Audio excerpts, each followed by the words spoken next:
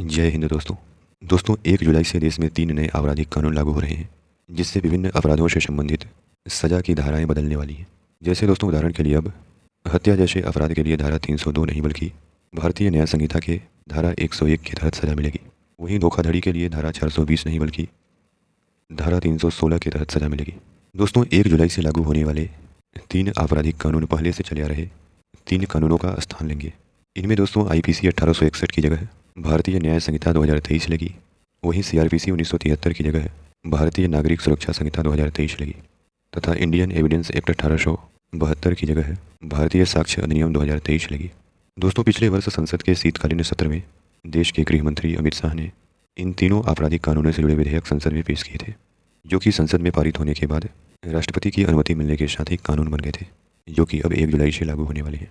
दोस्तों, गृह मंत्री ने इन विधेयकों को पेश करते हुए कहा था कि भारतीय आपराधिक प्रणाली के आधुनिकीकरण के लिए, आपराधिक कानूनों के भारतीयकरण के लिए, दंड की जगह न्याय को प्राथमिकता देने के लिए तथा पुलिस को और मजबूत करने के लिए और कॉन्विक्शन रेट को बढ़ाने के उद्देश्य से यह तीनों आपराधिक कानून लाए जा रहे हैं।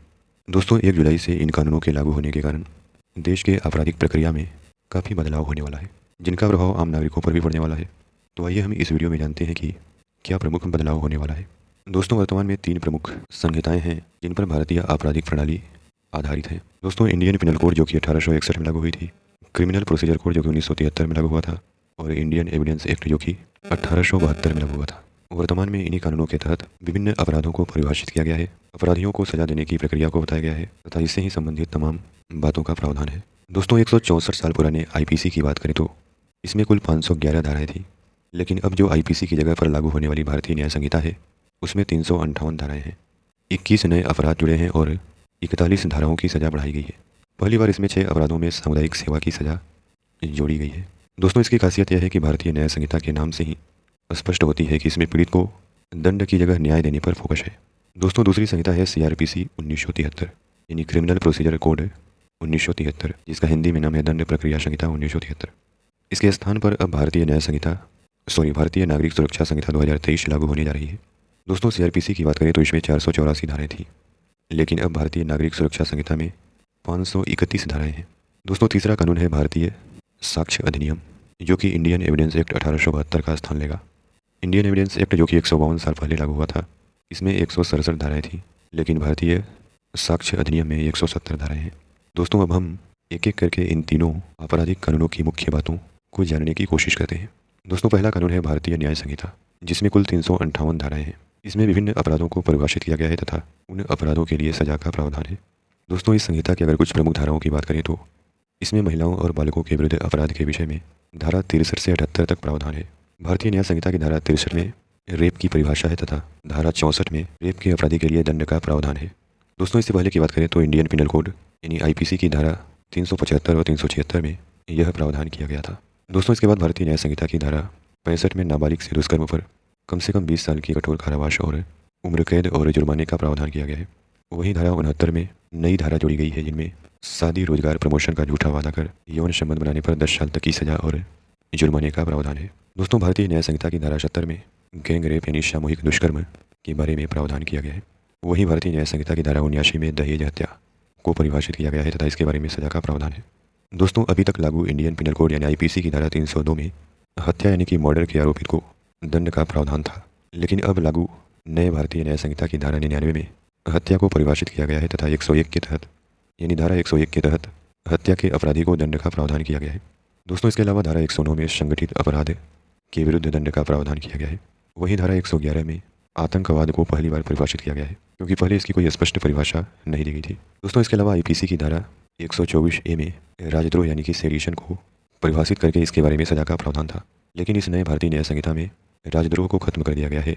वहीं भारतीय न्याय संहिता की धारा 150 में विध्वंसकारी गतिविधियों के रूप में देशद्रोह का नया रूप प्रस्तुत किया गया है। दोस्तों, इसके बाद अब आते हैं दूसरे आपराधिक कानून यानी भारतीय नागरिक सुरक्षा संहिता 2023 के बारे में जानते हैं। दोस्तों, भारतीय नागरिक सुरक्षा संहिता 2023 CRPC 1973 का स्थान लेने वाली है। भारतीय नागरिक सुरक्षा संहिता में अपराधियों के खिलाफ केस चलाने की पूरी प्रक्रिया का प्रावधान किया होता है।